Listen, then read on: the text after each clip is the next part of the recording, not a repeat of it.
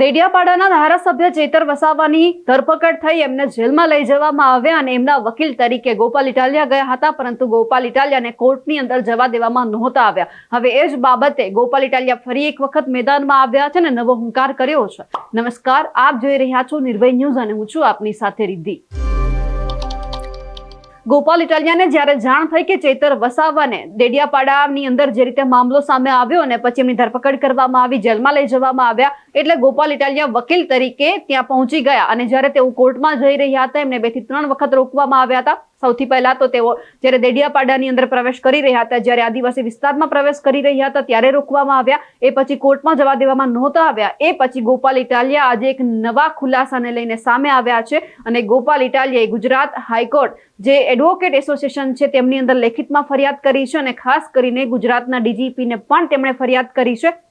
સૌથી પહેલા તો ગોપાલ ઇટાલિયાને સાંભળીએ કે તેમણે હવે આ બાબતે શું નવા ખુલાસા કર્યા છે અને હવે તેઓ શું નવું કરવાના છે. નમસ્કાર મિત્રો, હું એડવોકેટ ગોપાલ ઇટાલિયા. ગઈકાલે આખા ગુજરાતે જોયું કે રાજપીપળાની અદાલતની બહાર શું બન્યું. ગઈકાલે હું ચૈતરભાઈ વસાવાના વકીલ તરીકે હું કોર્ટમાં હાજર રહેવા માટે રાજપીપળા ગયો હતો. સૌપ્રથમ તો 2 ઘટના બની.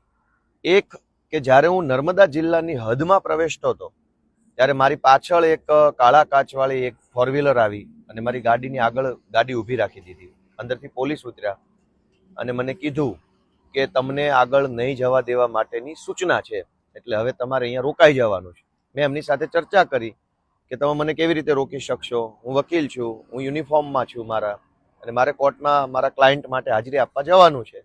ચર્ચાના અંતે નર્મદા જિલ્લાની હદમાં તો જવા દીધો, પણ જ્યારે હું રાજપીપળાની અદાલતે ગયો ત્યારે ત્યાં હાજર પોલીસ અધિકારીએ મને અંદર જવા દીધો નહીં. પોલીસ અધિકારી મને નામથી પણ ઓળખે છે, ચહેરાથી પણ ઓળખે છે, એડવોકેટ તરીકે પણ ઓળખે છે અને બધી જ ખબર છે કે આ વ્યક્તિ કોણ છે. તેમ છતાંય માત્ર એને જે કાંઈ ઉપરથી સૂચના મળી હોય અથવા ન મળી હોય તેના કારણે એમણે મને રોકવાનું ગેરકાયદેસરનું કૃત્ય કર્યું છે. મેં એમને ખૂબ આજીજી કરી કે તમે મને રોકી શકશો નહીં. અદાલત એક જાહેર જગ્યા છે. વકીલ જે છે એ કોર્ટ ઓફિસર તરીકે ક્યારેય પણ કોર્ટમાં જવા માટે એને હક મળેલો છે અને રાઇટ ટુ રિપ્રેઝેન્ટ મારે મારા ક્લાયન્ટને અદાલતની સમક્ષ રિપ્રેઝેન્ટ કરવો એ મારો બંધારણીય અધિકાર છે, કાયદાકીય અધિકાર છે. આ બધી જ વસ્તુ પોલીસને ખબર હોવા છતાંય પોલીસે કાલે મને રોક્યો, અને મને નહીં, આ સિવાય અન્ય બીજા વકીલને પણ પોલીસે રોકવાનું કામ કર્યું. અદાલતના દરવાજા બંધ કરી દીધા. બીજા વકીલે તો દંડવત પ્રણામ કર્યા, ત્યારે માંડ એમને જવા દીધા. આ સમગ્ર ઘટનાની સૌથી પહેલા તો હું જે બાર એસોસિએશનનો સભ્ય છું, મેમ્બર છું, એવા ગુજરાત હાઈકોર્ટ એડવોકેટ્સ એસોસિએશન એટલે કે ટૂંકમાં ઘા, એ ગુજરાત હાઈકોર્ટ બાર એસોસિએશનને મેં મારી લેખિત ફરિયાદ આપી દીધી છે. આ સિવાય ગુજરાત રાજ્યના પોલીસ વડા ડીજીપી એમને પણ મેં મારી લેખિત ફરિયાદ આપી દીધી છે. આ સિવાય બાર કાઉન્સિલ ઓફ ગુજરાત, જ્યાં તમામ વકીલોની નોંધણી થયેલી છે અને વકીલોની સંસ્થા છે, એને પણ હું મારી લેખિત ફરિયાદ સાંજ સુધીમાં આપી દેવાનો છું. બાર કાઉન્સિલ ઓફ ઇન્ડિયા, એને પણ હું મારી લેખિત ફરિયાદ આજ સાંજ સુધીમાં હું આપી દેવાનો છું. એટલે કે મેં high court advocate association, bar council of Gujarat, bar council of India અને ગુજરાતના મુખ્ય પોલીસ અધિકારી, આ તમામને લેખિતમાં ફરિયાદ કરી છે કે પોલીસે એક વકીલને અદાલતની અંદર જતા રોકીને અદાલતના દરવાજાઓ બંધ કરીને ગેરકાયદેસરનું કૃત્ય કર્યું છે. એની ઉપર કડકમાં કડક પગલાં લેવા જોઈએ, આવી મારી માંગણી છે. આ માંગણીની અંદર મને જો યોગ્ય ન્યાય નહીં મળે, યોગ્ય કાર્યવાહી નહીં થાય, તો હું એના પછીના તબક્કામાં હાઈકોર્ટ સમક્ષ પણ જઈશ, સુપ્રીમ કોર્ટ સમક્ષ પણ જઈશ. કન્ટેમ્પ્ટની કોઈ કાર્યવાહી કરવી પડે તો એ પણ કરીશું. જે કાંઈ પ્રોસેસ કરવી પડે તમામ પ્રોસેસ કરીને પણ, કેમ કે આ પ્રશ્ન ગોપાલ ઇટાલિયાનો વ્યક્તિગત પ્રશ્ન નથી, પણ ધારાસભ્ય લેવલના વ્યક્તિને એડવોકેટ છે એવું જાણવા છતાંય જો પોલીસ આટલી હદે દાદાગીરી કરે તો સામાન્ય વકીલોની સાથે પોલીસ શું વર્તન કરશે, એ વાત આપણે સૌએ વિચારવાની છે.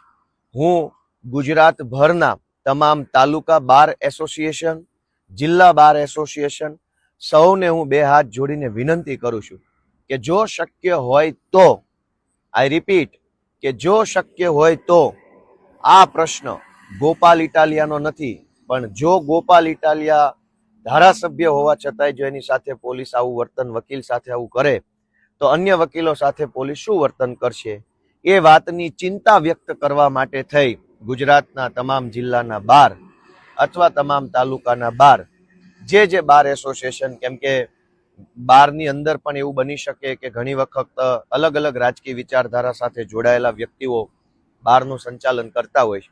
એટલે મારી વિનંતી છે કે વકીલોના હિતમાં, વકીલોની સાથે પોલીસ દ્વારા અન્યાય અત્યાચાર ન થાય એ માટે બાર એસોસિએશન જે છે એ કોઈ નિર્ણય લે, કોઈ રિપ્રેઝન્ટેશન આપે બાર કાઉન્સિલ ઓફ ગુજરાતને.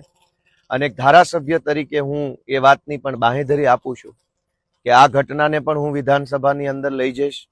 પોલીસે જે કાંઈ પણ ખોટું ગેરકાયદેસરનું કામ કર્યું છે એને વિધાનસભાના માધ્યમથી હું સરકાર સુધી પહોંચાડીશ.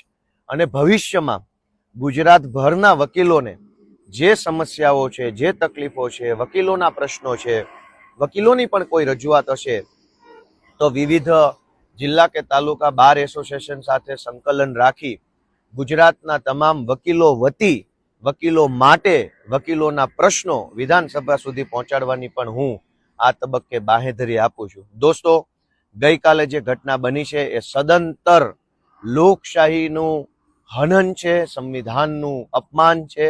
આટલી હદે અન્યાય, અત્યાચાર અને તાનાશાહી થતી હોય છતાંય જો આપણો આત્મા ન જાગે તો પછી હવે શું જોવાનું બાકી રહી ગયો? હજુ કયો અન્યાય, અત્યાચાર જોવાનો બાકી રહી ગયો છે?